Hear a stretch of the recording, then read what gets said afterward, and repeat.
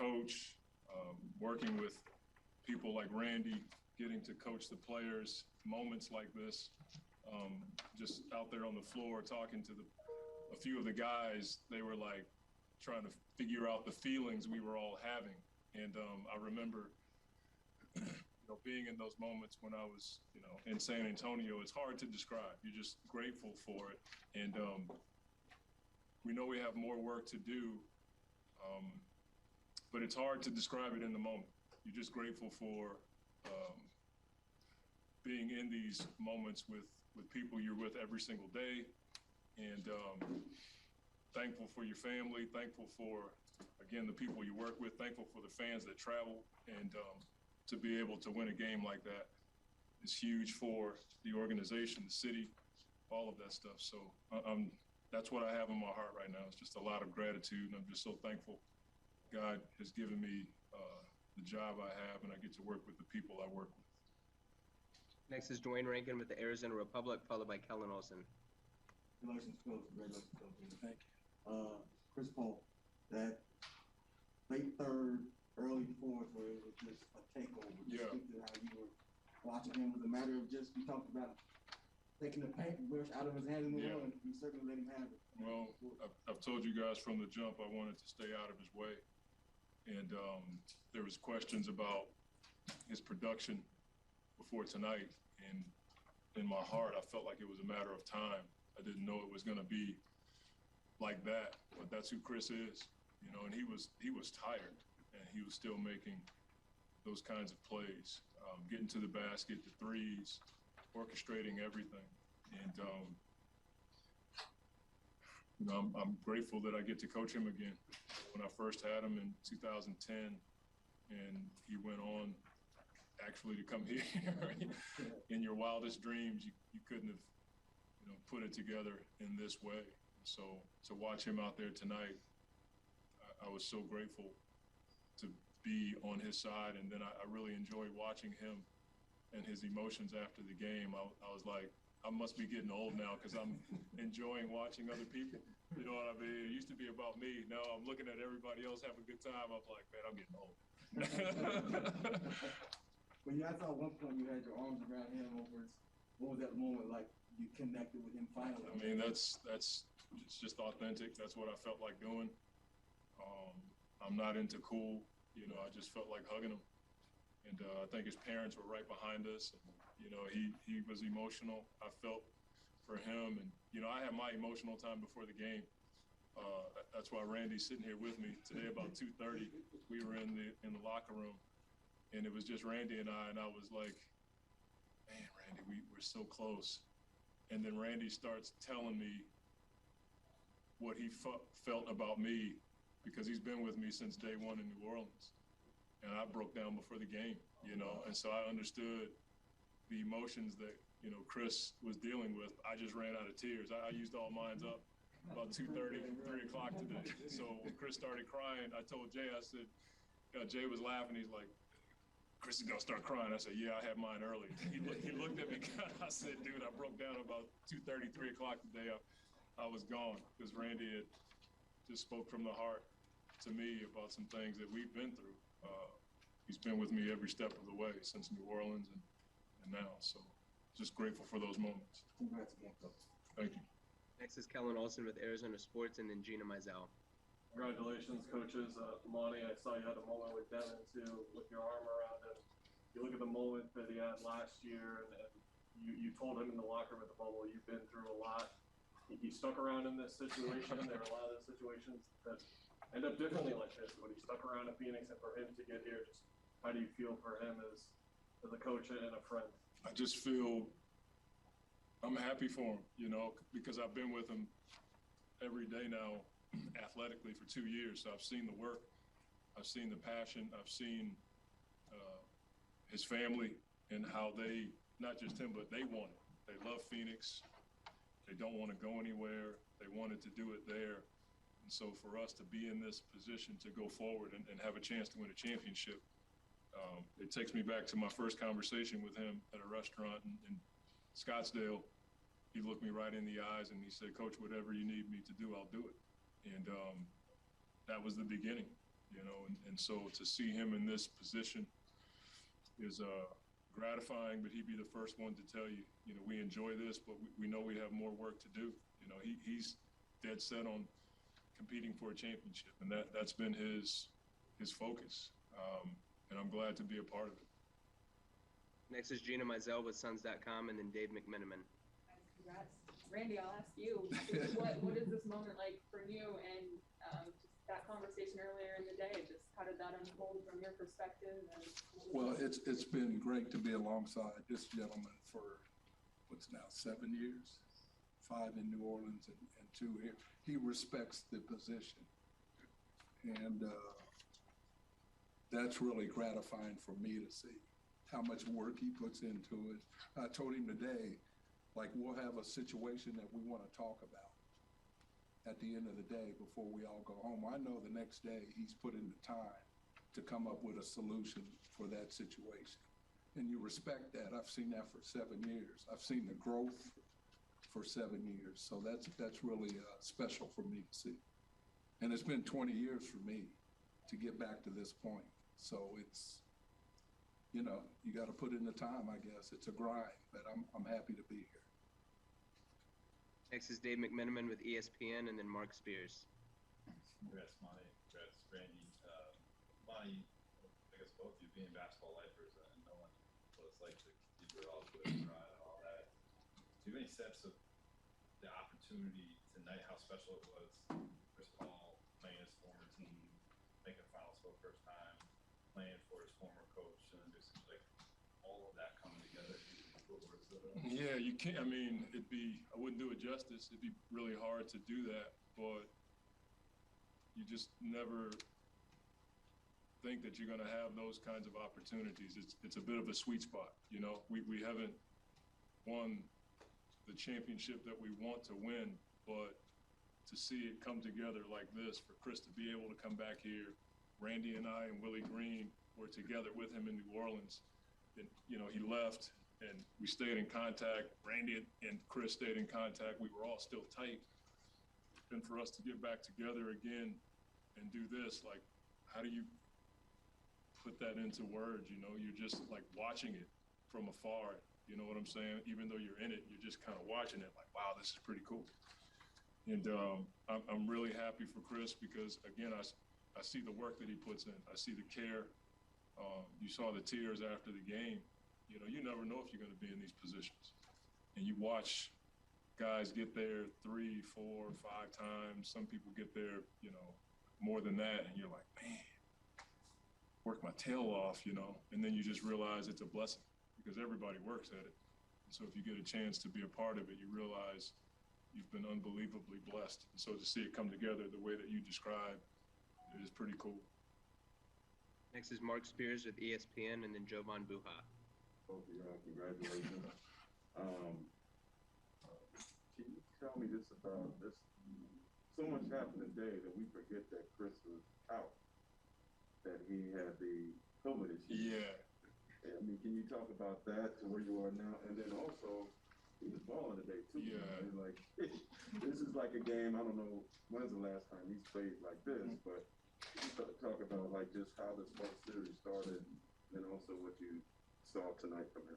I mean, for him to put up 41 and 8 and control the game that he did, like, this is the second time we've closed the team out, and he's, you know, I think he had 37 in the closeout game against Denver.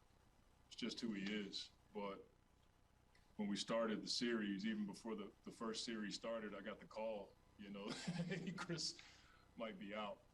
And you just, your heart sinks for a second because you're like, man, like, not right now. You know what I mean? But after talking to him and talking to the team and you know, watching Jae and Book and those guys grow in their leadership roles and hold it down until Chris could get back, it's just been a emotional ride for us just in this series alone.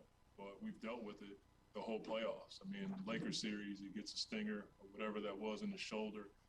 He's playing with half of his body, basically. You know, he's playing with one arm. So I've told our guys everything you want's on the other side of hard. You know, you just have to continue to persevere. as best you can and not give up, and hopefully something good is on the other side. This is my last question, but what can the world learn from this? Will, you know, you never quit. You know, he has a number of contemporaries that have won championships and been in this position, and having been around him, that's all he wants. He wants to be a part of winning, and he's persevered through a lot. You know, injuries, playoff heartbreak.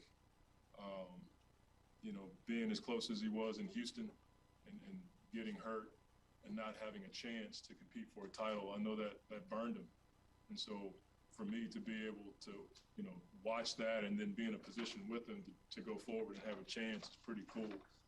If you can learn anything from Chris Paul, is to keep going, don't quit, serve others, because that's what he does. He cares about his teammates. He spends a lot of time. You guys have no idea how much time he spends with these young guys on our team. And I think when you serve people like that, they follow you, you know, and that's why he's such a good leader, because he serves the guys that are around him. Next is Jovan Buha with The Athletic, followed by Dan Woike. Hey guys, congrats.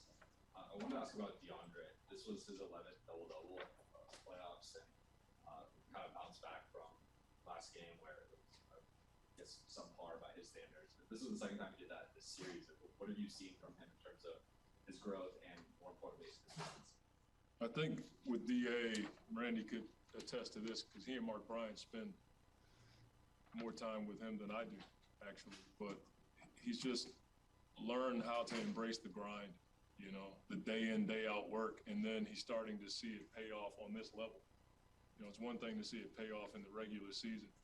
It's totally different to see a guy dominate series after series after series and see all the work that he's put in and all the things that they do every single day. Randy and Mark and the group of bigs, I think that's what I've seen from him. He's embraced the work. He's embraced being a part of the scouting report. He's embraced coaching.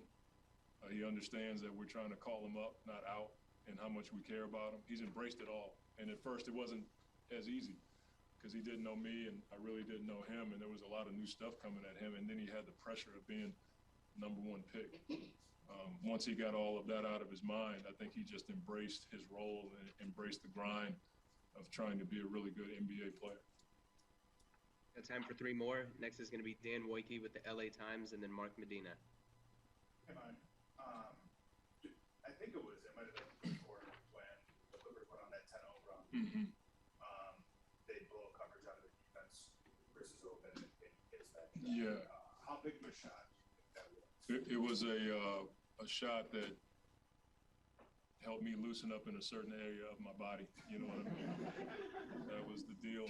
You know, it was getting to that point where I used the timeout on a challenge. So my timeouts were starting to get a little dicey. And for whatever reason, they didn't guard him on the right wing.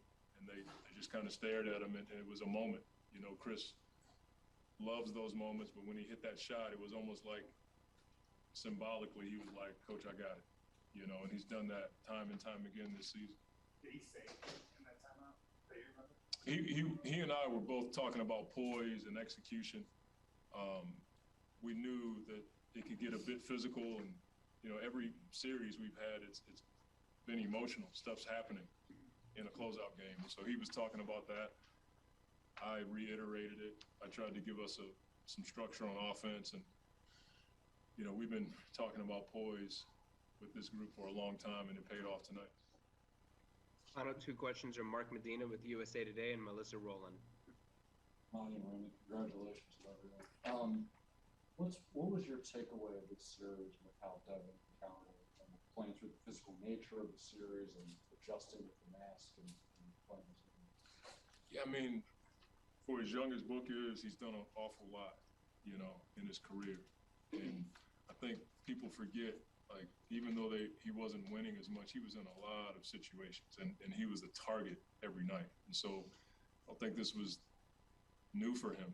It was just on a different stage. And I thought the world saw his fearlessness on the big stage. When we needed a bucket, he was the guy defensively. He was, giving up his body. He got hit in his nose. That thing is broken in like 3 places, and he got cracked in that thing a couple times tonight. But he and Chris, that partnership, when you need a bucket and you're able to give it to guys like that, it's pretty cool. But, Book has seen a lot. And last year in the bubble, I talked to him and I talked to the team about all the stuff that he's been through, and having a lot of people say things about you when they really don't know how hard you're working and how much you care. I think the world saw tonight how much he cares, the way he plays. He gives it up on every single play. That's all you can ask from a player. Final question is Melissa Rowland with Fox Sports.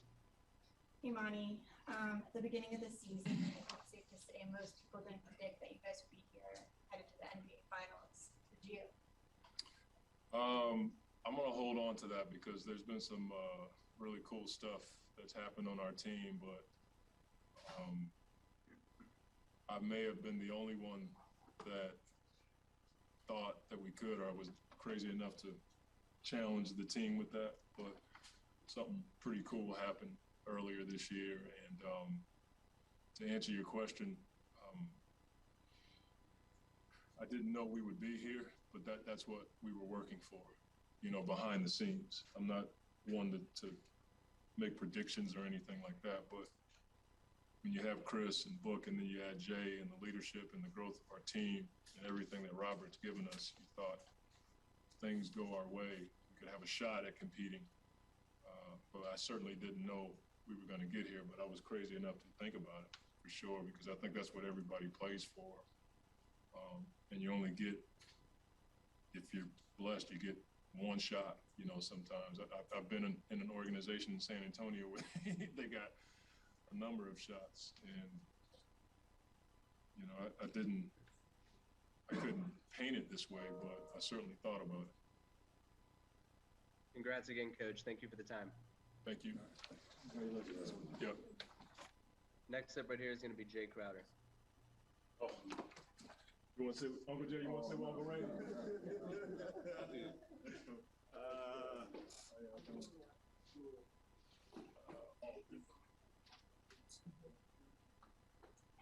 Move into the center chair. Okay.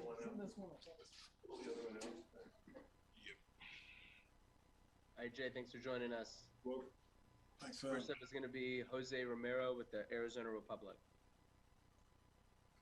Hey, Jay. Congratulations, man. Thank you. Just take me back to coming here to this team and then, all the way up to tonight, coming up big in this game and, helping your team so much. And just, you've been through this, through these playoffs before, deep runs in the playoffs. How much more special, I guess, is this one? It's amazing. But I know our potential. I knew we can get to the level of basketball we could play when I first got here. I just knew it was a special group. I knew we had a chance to do something special. And we just stayed the course throughout the whole season, throughout the whole postseason. We've been just staying the course and believing in one another and trying to perform to the best of our abilities together. But it feels great. Obviously, I was here last year, and I'm already, my mind is already thinking about 4 more, but I'm going to embrace this and just take it all in tonight. I know it's hard to get back to the finals to be the last 2 teams standing, but I'm going to embrace this. And then tomorrow I'll switch my mindset to 4 more. So it feels great. Thank you. Next is Kellen Olson with Arizona Sports, followed by Dwayne Rankin. Hey Jay, Monty was just saying when you're watching these moments from afar for guys and you're in the league and you've never had one, you never know when you're going to get there. With the way last year ended for you, did you have that kind of moment, and just how does it feel now to be back in this position to potentially win the championship? I'm chasing it. I was chasing it. That's all I can really tell you. That's my motivation. That's what I've been preaching to the guys. Yeah, we're a good regular season team, but we're preparing for something bigger, and that's the postseason. I knew that was my message pretty much the whole season when things got tough in our regular season. But for myself, yeah, I'm chasing that. I'm chasing that feeling again. I'm chasing that moment.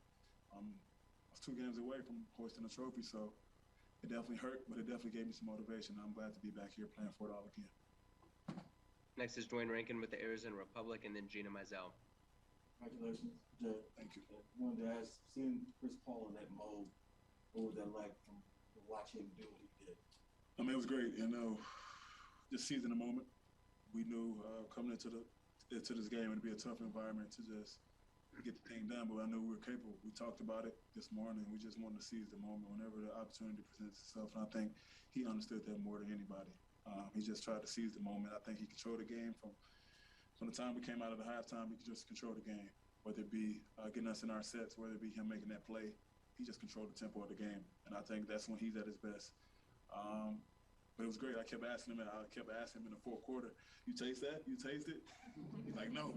It's all right, come on. We're going to keep playing then. We're going to keep playing. 5 minutes to go, we up 21. You taste that? No. He go back out and bang, hit the top of the three. I'm like, all right, he's still feeling it. It took us about to get something out of the game in the fourth quarter. He was like, I taste it now. I'm like, all right.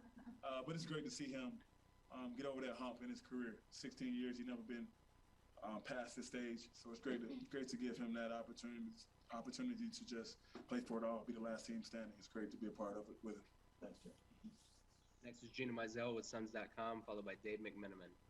Okay. You mentioned that you felt something at the beginning of the year. This could be a special team. What was it about this group, or did something happen early in camp that made you think that, or just take you back to that moment? I mean, I knew it was going to take time, but I just knew, like, our younger guys were fearless. I knew what our veteran players would do, in the moment. But I felt like my whole mindset when I first signed to this team, I was just like, now I got to be a leader and bring the young guys ahead of the game a little bit, bring them around, let them get used to some tough basketball, put them in situations, talk to them. I just felt like our young guys was fearless. They always watch film, they always work, and you can work from that. You can build from that as a team, as our young guys put in these tough situations. We will allow ourselves to growth just by just learning and being able to just embrace anything that's getting thrown at you. Coach threw a lot of stuff at our young players, and they just embraced it early in the year.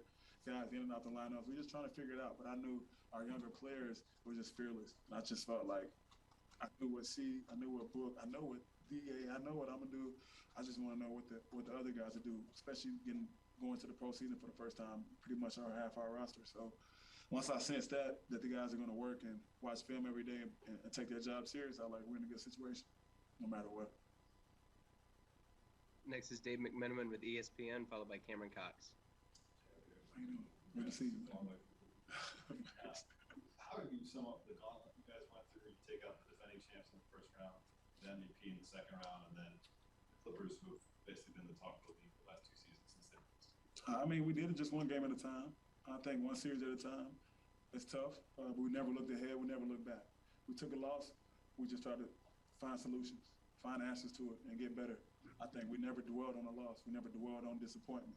We never got too happy with achieving goals and stuff like that, winning ball games. But I felt like our level head and coach doing a good job of leading that charge and just keeping us level and keeping us engaged, whether we win or lose, is great. It's great. That allowed us to grow. It allowed us to come out after a loss like we just had the other night on our home court and perform like we did tonight. Does the nature of the opponents do anything for your confidence and belief headed into the finals, no matter who you play? I think leading up to the Denver series, obviously you take out the champs, that definitely gets you going a little bit with your team morale, confidence-wise, our younger players confident, knowing that we took down a great team, defending champs. That definitely played a factor in that Denver series. I don't know how much that, but every series obviously gains momentum. You gain momentum each series, and we took care of business in Denver and had a 2-0 lead here, and then faced a good team, good LA team, and fought back. Next is Cameron Cox with 12 News, followed by Jovan Buha. Jay, you've been a part of a lot of special teams and runs in the playoffs. Where does this rank for you personally? And are you still keeping hold of your promise to salsa with the city of Phoenix if you guys get 4 more wins? Yeah, this is up there with one of my best teams, that I've been a part of, especially in these moments. Obviously, I've won the conference game twice, last year and this year, but this is a great moment for me. It's a great moment for our team, organization, the city of Phoenix, just everything they've been through the past 10 years that we're not even making the playoffs, and we come and trying to do something special here. So it just feels great. It's great to be a part of with my guys, with my teammates, my coaching staff, and the city, knowing the city is behind us. And yeah, I'm keeping my promise to the city. I got a saucer once we get this thing done. 4 more wins, I'm going to saucer. You better believe it. You better believe it. Next is Jovan Buha with The Athletic, followed by Melissa Rowland. Hey, Jay, right here. How you doing, man? Congrats. You mentioned Chris finally getting over that hump and getting to the finals. He's clearly a first ballot Hall of Famer whenever he does retire, but what do you think this moment means to his career and his legacy finally in the finals? Puts him in elite, puts him, whether we win or lose, it puts him in elite, just leading his team to that dance. It took him 16 years. That tells you how hard it is to get to this moment, you know. So, he's preaching that in the back, like it took 16 years to get to this. You know, that's a long time to fight something, to have something motivate you for your career. But it's great to be a part of it. Definitely puts him in the elite category with players, special players that came through our league. I honestly feel that way. We're gonna for sure stamp it with 4 more wins. I think you stamp his legacy, his career. Once we get these 4 more wins, even more. So that's the goal. Got time for 3 more. Next is Melissa Rowland with Fox Sports, and then Greg Moore. Hey Jay, we saw the emotion spilling out onto the court after the game. Can you describe what the scene was like in the locker room? I mean, you know, a lot of dancing. We got young players on this team, so we got some dancers. A lot of dancing, some music playing, some hugging, you know, a couple tears from a couple guys from coaching staff. You know, just a lot of blood, sweat, and tears and sacrifice. This is a tough year. I'm not even gonna lie to you, it's a tough year for everybody. Guys getting yanked in and out of protocol. You never know what may be thrown at you that day. Our team did a great job of just taking the blows, whether it be we missing a player, just taking the blows and just trying to do it together, do it collectively, do it as a unit, as a real unit, and not dwelling on the things that's going wrong with our season or wrong with our players. We just took whatever came our way and we just embraced it. I think that makes this moment even more special. I think you saw it on the court, it just hit everybody. You know, it's a special moment for us to overcome. Final 2 questions are Greg Moore with the Arizona Republic and Mark Schwartz. Thank you. Jay, man, congratulations on the win. Yeah, and what a great game, too. I mean, you found your shot in the first half. I would like to know what was going on when Beverly shoved Chris. Nobody seemed to react. It seemed like it was real calm, real collected, real poised. What was it like for you when Beverly shoved Chris? We knew they broke. We knew we broke them. I mean, there's no better sign of defeat than knowing that moment. You know, that moment where it's like competition meets and you can't do anything else to help your team overcome that situation. He just broke. And that's what we was trying to reach. We was trying to reach that point without even trash talking, you know, but that's basketball, trash talking. But we just wanted to reach a level of togetherness and competitiveness to overcome whatever comes with this game. We knew it was going to be a tough one. So once we knew we got the game won, we knew at some point it would break. And I think that's basically what you saw. You saw a breaking point with one of their leaders in their locker room. And that's a great feeling to have, especially in the playoffs. Such a great feeling. Hey, Jay, final question is Mark Schwartz with ESPN. Jay, congratulations for getting to another finals. Thank you. Tremendous accomplishment, man. What was it like to be on the floor for you during the 3rd and 4th quarter when Chris was living that moment and getting so close to the goal that you know he's wanted to for all of his career and all of his life? It was great to be a part of it. You know, this story will be played years down the road about his legacy and about what he done for this organization. And I'm glad to be a part of it with him. I'm glad to be his brother. Like I said, you heard me, I kept asking him, you taste that? Like, you taste that victory? He's like, no, I don't taste it. And we up 21 points. He wanted to seize that moment. He wanted it so bad, you know, you could tell. He wanted it bad. You could tell his focus this morning when he first woke up. I saw him at 8 a.m. this morning. He was focused. He was ready to go. He was smiling. He was still focused and having fun with it. And I felt like that definitely brought everybody else to like on the same plan as him. Just be focused, have fun with the game, and we're prepared for this moment. I think it showed. Of course, he was prepared, and he did a good job with us leading us. Thank you very much for the time, Jay. Thank you, guys. Next up right here is going to be Chris Paul.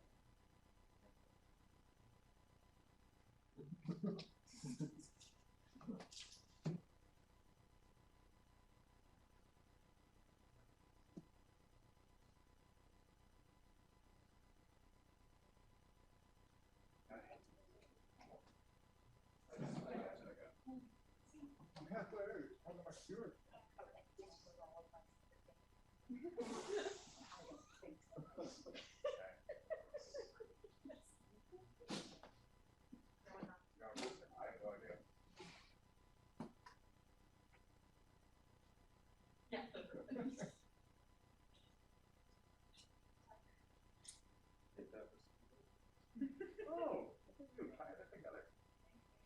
Big fist down.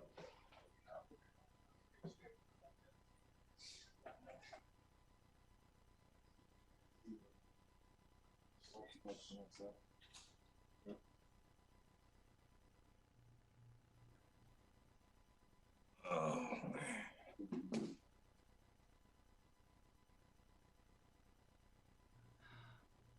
All right, Chris, congratulations. We're going to start with Mark Schwartz with ESPN. Chris, congratulations. Such a long, hard road for you to get to this point. What did it feel like to you in the third and fourth quarter when you were making all of those moments happen and you were at the peak of your powers on that floor and getting closer to that moment? I don't even know right now. I just remember we was up 17. I came out the game. I looked up and we was up like 5 or 7. And you just always know these closeout games are tough. And I watch every game every night, and you just always see the Clippers. They make a run. Third quarter, fourth quarter, they just get it going. And it seemed like that was happening. Next is Dave McMenamin with ESPN, followed by Dwayne Rankin.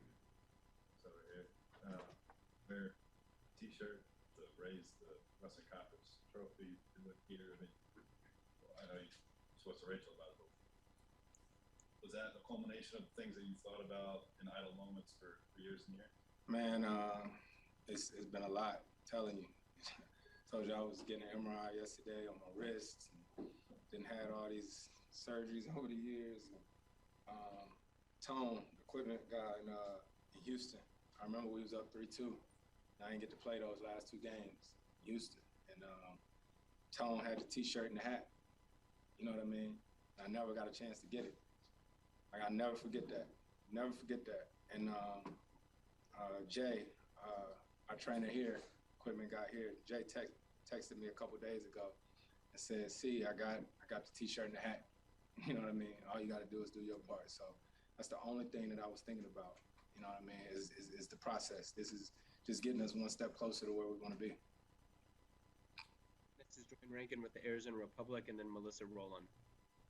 Chris, I've been trying to calculate numbers. I think there was a point you scored 24 of the 30 points. You guys went up big, like 119, maybe not some of that effect. What's it like? What was it like tonight, being in that mode where, as Jay was saying, that kept telling you, are you tasting victory, and you were like, no, and you stand in that locked in. What was that like? Yeah, man. I had a lot of experiences. You know what I mean? A lot of ups and downs. We was up. It's like 5 minutes left. Jay said, "See, can you taste? Can you feel it?" Whoa! He was saying something, and I was like, "No." I was like, "No, I'm gonna stay locked in." And it just felt good, you know. I mean, like Book plays with an edge, and I'm the same way, you know. And over the years, you know, people talk junk to me, and a lot of times I usually say something back, but I done changed a little, a little. And I just kept thinking, you know what I mean? If we do what we're supposed to do, I get the last laugh. You know what I mean? So you stay the course long enough, you break them, and that's what we did. That's what Jay said about Barrow. Said that whole push that you guys knew then. Yeah. It hurt. It sting. It sting. Yeah. It's good. Next up is Melissa Rowland with Fox Sports, followed by Jovan Buha. Hey, Chris, congratulations. Appreciate it. We all saw the emotions pouring out of you after the game. Can you describe to us what was going through your head at that time? And I was just happy and proud of our team. You know what I mean? Not winning Coach of the Year, but we know who he is. Hell, man, I experienced COVID. You know what I mean? Just a week ago, I was here at home, couldn't be there with my teammates, and that's what you call next man up. You know, they won 2 games in this series without me. You know, and just shows you how crazy it is. First series, got the nerve thing. You know what I mean? Win the second series, end up with COVID. It's been a lot, man, and I want it not just for myself, but for everybody in that locker room. Next is Jovan Buha with The Athletic, followed by Chris Haynes. Hey, Chris. When you returned, you said you saved the Clippers talk for after the series. So now that we're at this point, I guess, what was it like to go up against your former team? Man, it's crazy because Jason Powell, the head trainer over there, is my family. You know what I mean? We usually talk all the time, and we ain't talked this whole series. Chauncey is my family, like my brother, and we ain't talked this whole series. You know, I'm so happy for him getting a head coaching job because me and him talked about it during my quarantine, you know, about what his next thing was going to be. And, you know, when he said he was going to be a coach, I was like, you're going to be the best coach there is, because when we played together here, we used to be in our lockers right next to each other drawing up plays. So it's been hard not to tell him congratulations, you know. So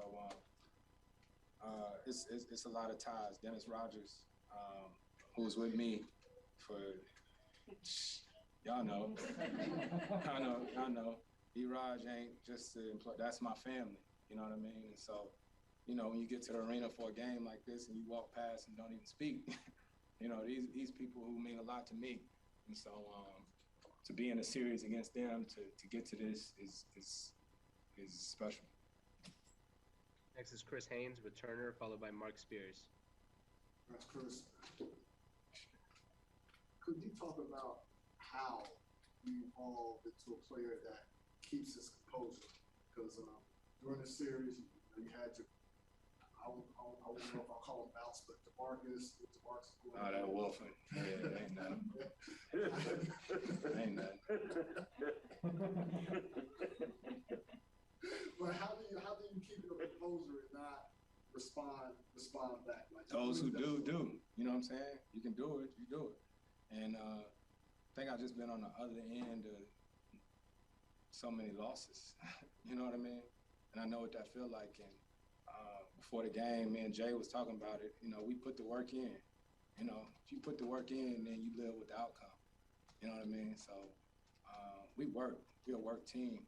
Past 2-3 games, I've been playing with my fingers buddy tape. These two, and I shoot around today. I said, I ain't doing that. I ain't doing that tonight. And excuse me, Book said he wasn't playing with his mask on either.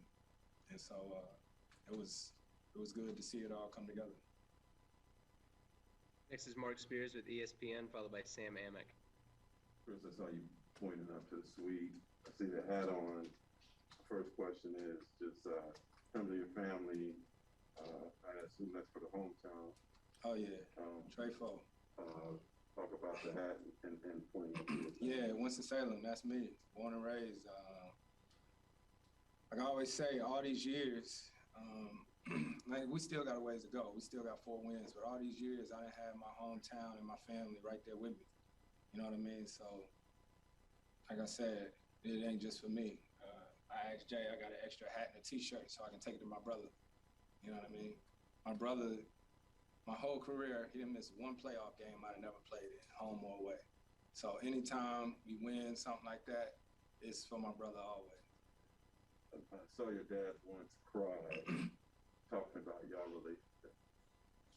Yeah, I mean, everybody got relationships. My pops that's my dad. Fortunately. I'm talking about the relationship between you and your father. Oh, yeah. Yeah, because it's just us. It's just us. I ain't got no sisters or nothing like that. It's just me and my brother.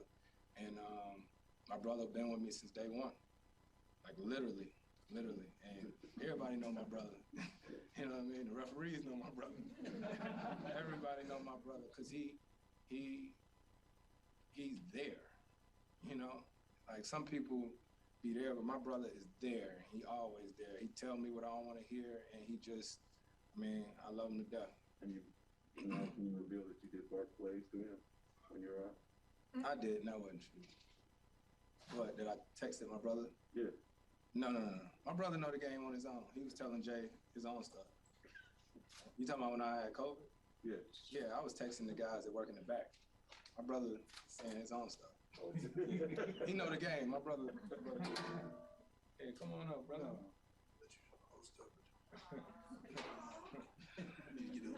It's next to him, yo. All right, Chris, next up is going to be Sam Amick with The Athletic, followed by Dan Wojcicki. Yes. Congrats, man. Appreciate it, Sam. You talked earlier this year about a conversation with Willie where he asked you about and said you didn't know what you might have learned, but at that point we didn't know the story. Just get here. Be out there tonight. You've got Clippers fans waiting around, chanting your name in the way that it's a little bit of a Hollywood script, the way this thing went. You gotta know, like I told you, Billy Crystal and his wife, the Hernandez family, Iger, you know what I mean? Like I played 6 years here, and a lot of these fans became my family. So Willie, he talks to me about AI all the time, who AI is obviously a hero of mine and texts me after every game. AI texts me after every game. And so Willie just said, if I could do it all over again, what I left. And I said, yeah, because I learned a lot of stuff along the way, and this is like a story book for this part, getting somewhere that I've never been before, going against a team that I'll always be connected to. Got time for 3 more. Next is Dan Woike with the LA Times, and then Mark Medina.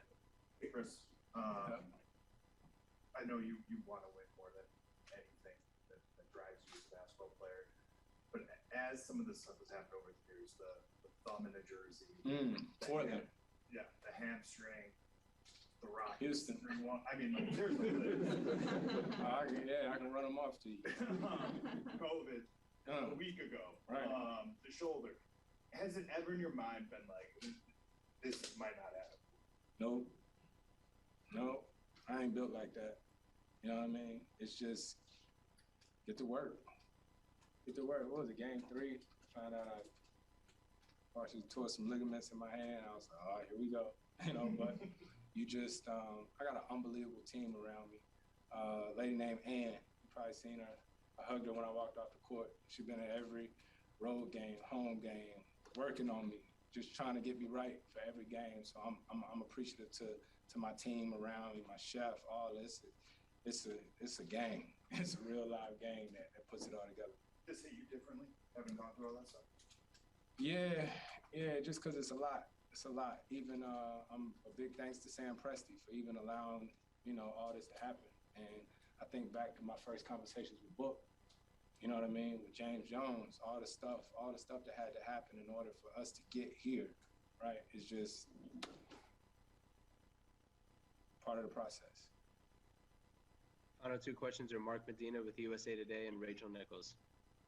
Chris, congratulations. Appreciate it, Mark. Monty was saying that, from one of his first stretch on the lines, that he made some adjustments that just the leadership style, how to pick the response and when to get on guys, when to be nurturing the team. How do you look at how you approach that?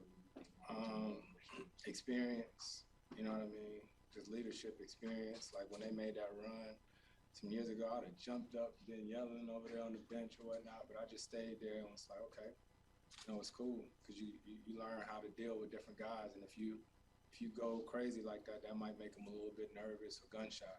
But I'm grateful for all the experiences, good or bad, and just gonna keep enjoying the process. Final question is Rachel Nichols with ESPN. I did want to ask about the 2 of you, that workout you did that first night, the day you were traded, and thinking back on that. And then Monty Williams has said that he tried to kind of tell you guys how to play with each other, and that pretty quickly he was like, I just need to get out of the way. What do you remember about both of those nights, or both of those experiences? I got the trade happened, say it was on a Monday.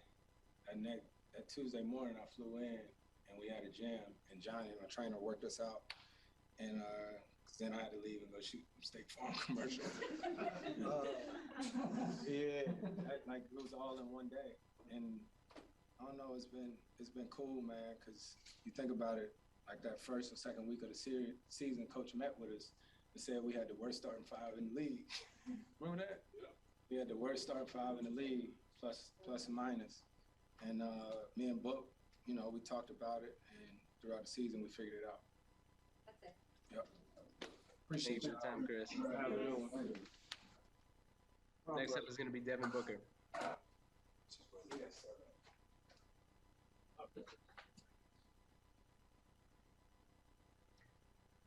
All right, congrats, Brooke. First up is going to be Cameron Cox with 12 News.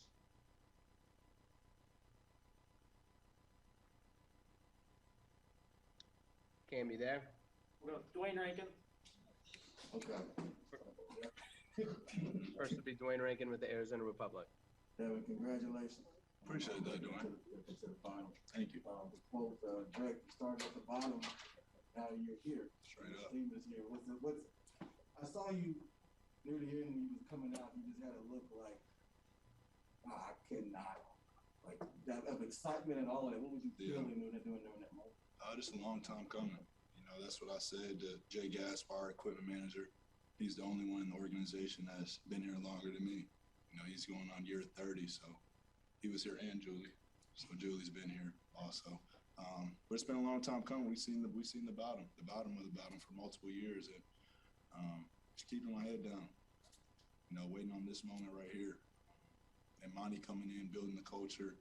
You know, him leaving us with the preparation meets opportunity, and you know that was these moments right here, and we took it and we ran with it. But we still have work to do. I mean, this is nice and all, but you know we're going for Larry for sure. Lastly, when you took that shot to the nose, was that excruciating with the pain there? Maybe it wasn't. I mean, but I gotta assume it was. Yeah, I mean it hurt a bit. It's still a little tender right now, but you know, well worth it. I'll take that over and over again, you know, for this feeling right here. So, playing without the mask, just had to ditch it. And, you know, I knew opportunities like this don't come around, and, you know, I didn't want to take it lightly. So, just wanted to be locked in. Thanks, Devin. Next is Dave McMenamin with ESPN, and then Kellen Olson. I think it was one of that 10-0 run there. Mm-hmm. Crowd's going crazy. It's down to 7. And then Chris responds. What was that like as a team that experienced that? I mean, we had a timeout. We came to the huddle. We said, don't lose our head. I think we were up 17. They cut it to 7. So we had a game again. But, you know, people always been saying it. You hear it since you're a kid. It's a game of runs. And, you know, how you respond to those runs is, you know, can determine the success of a team. So, you know, right there you kind of have a decision to make. Which way do you want to go? In this group right here, I feel like we're tested. We've been in those situations, especially Chris and Jay. You know, so we locked back in as a team, and we got it going. Chris hit a 3, put us up 10 again, and, you know, the rest was history. Next is Kellen Olson with Arizona Sports, and then Mark Spears. Well, congratulations. Thank you. The stat that went up after the game was that 5 previous years for you guys, it's the lowest winning percentage across all 5 professional sports when the team makes the finals or makes the championship the next year. You think about all the Suns fans that stuck with you and stuck with this team through all that. Just how does it feel to do this for them? Yeah, man, that's a real love. That's a relationship that, you know, it's hard to explain with words. You know, I tell people all the time, Phoenix is my 3rd home, and they've embraced me that way since day one. You know, and I've put my head down, I've worked, you know, and I've been through a lot of bullshit, honestly. But you know, just being who I am, and you know, seeing the bigger picture, having the tunnel vision on, you know, what this can be.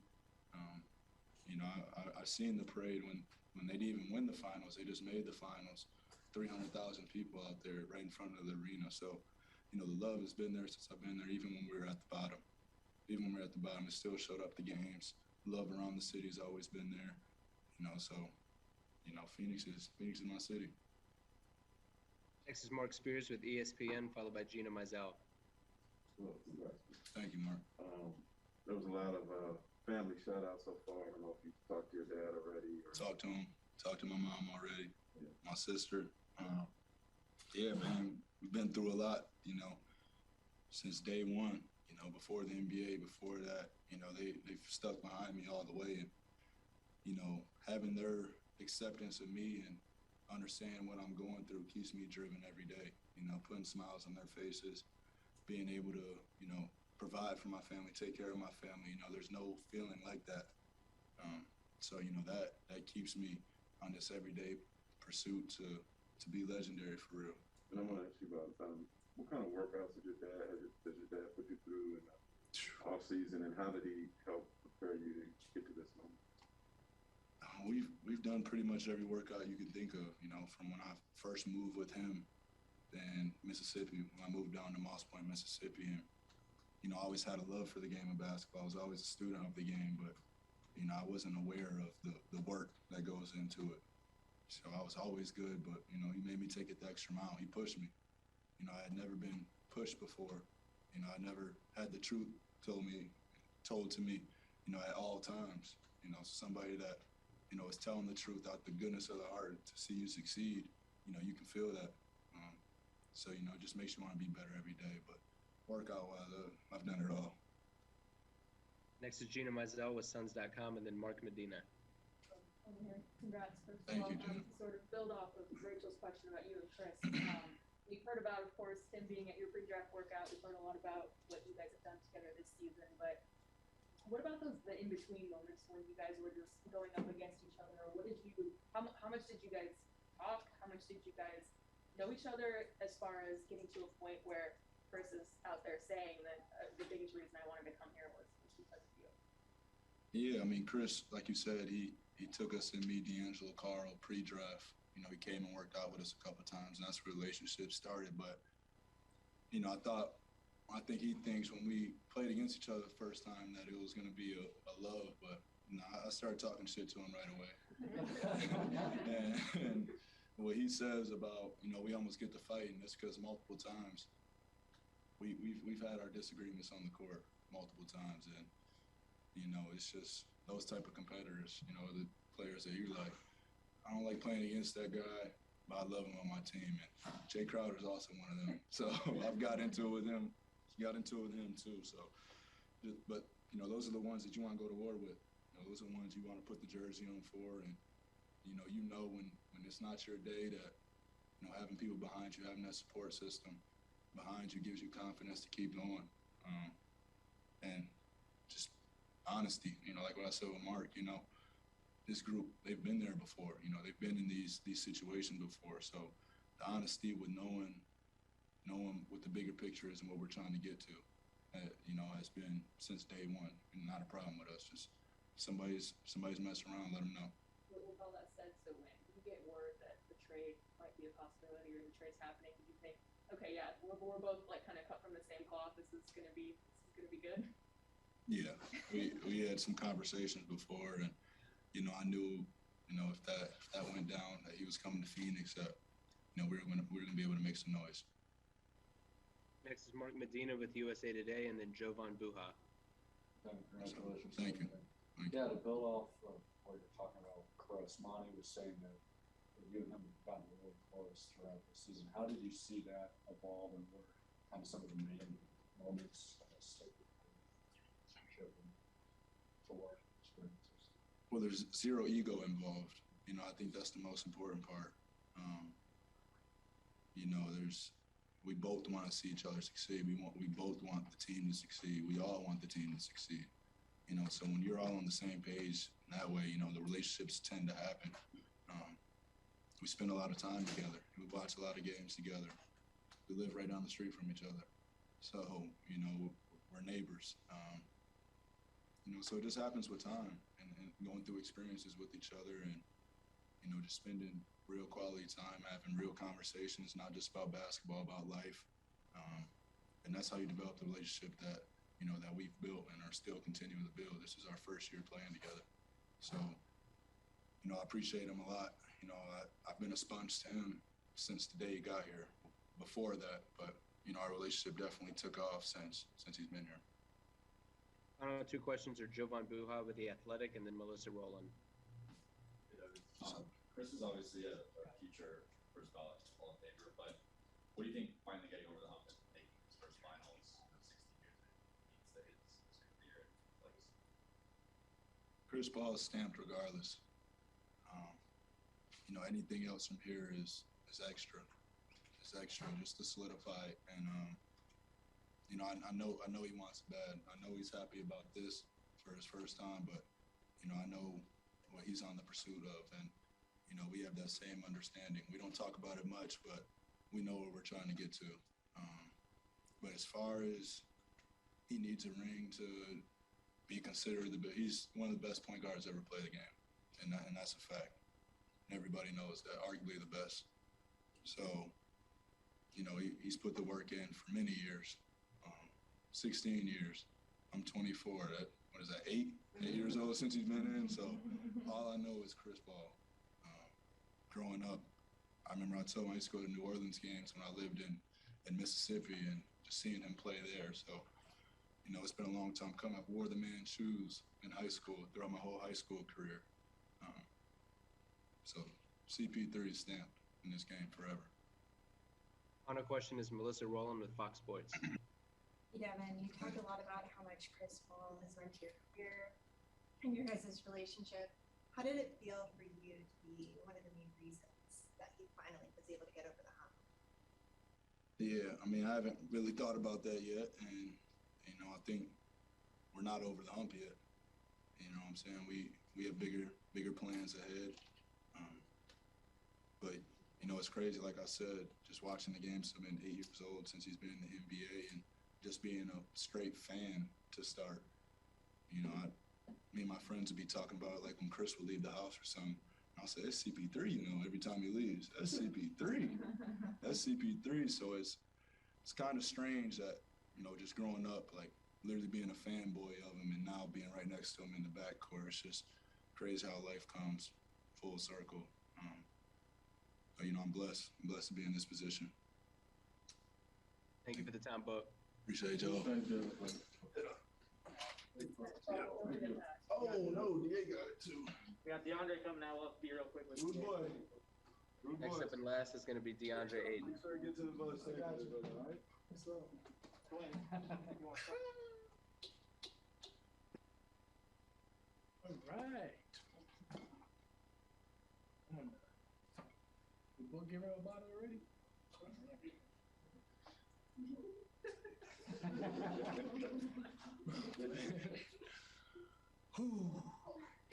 Wait, you're good.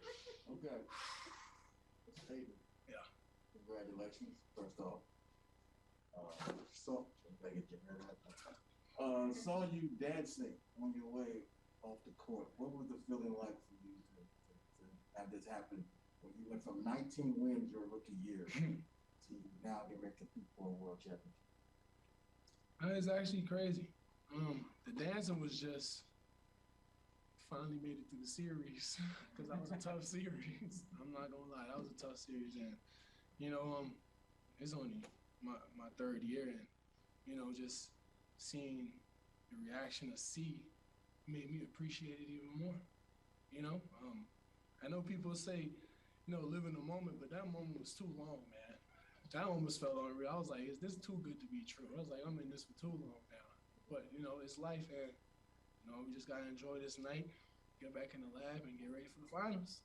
Quick follow, seeing Chris Paul take the game over with that. We kind of knew it was coming. All we knew, see a couple of them elbow jump shots land, started feeling it. And, you know, just making sure he get to the spots, giving him the right angles to get to his jumper. I mean, he was in rhythm. He was in rhythm, and he took over. He was honest. And, you know, I think it was 5 minutes. And, you know, I think Jae Crowder asked him if, you know, can he smell it? So he was like, hell no, I ain't smell it. And then Jae Crowder was like, you know what? All right, we got to keep staying locked in then, you know, till the end. And, you know, it just shows how serious he was and how, you know, how much of a competitor and how much he wanted, man. You know what I'm saying?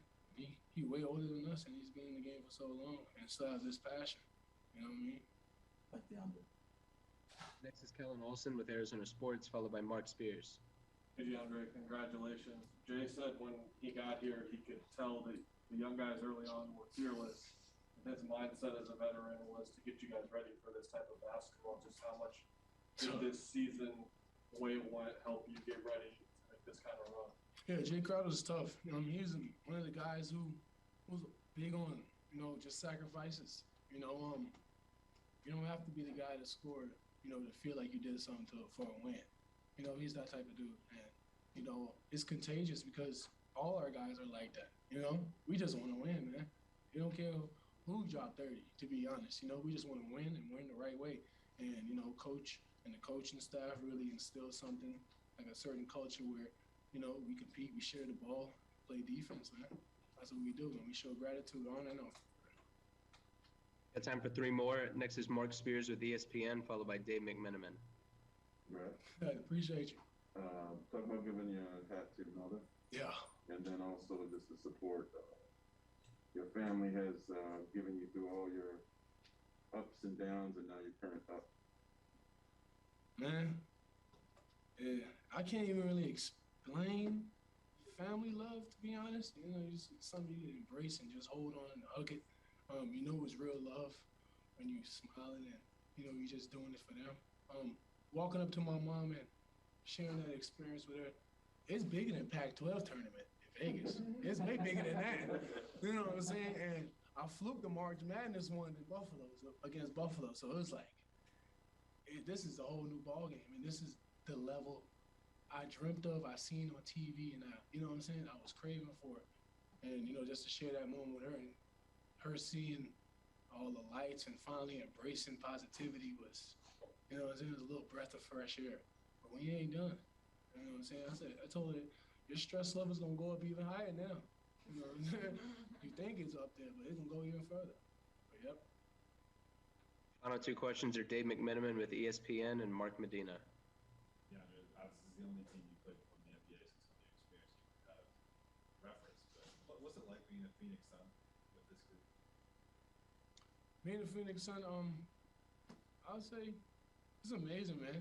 Cause you know the type of fans and city you got behind you in a way.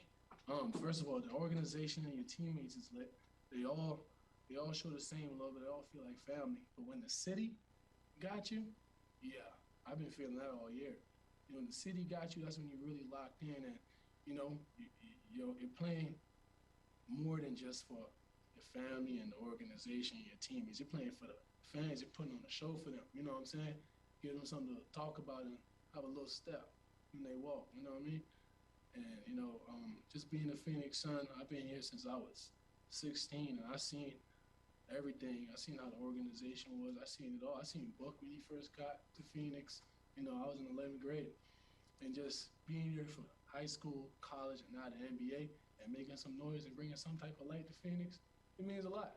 It means a lot, and I'm glad to be a Phoenix Sun. You know what I'm saying? Because this is the type of moments right here, like Book say, being legendary. This is right here. It's just one step.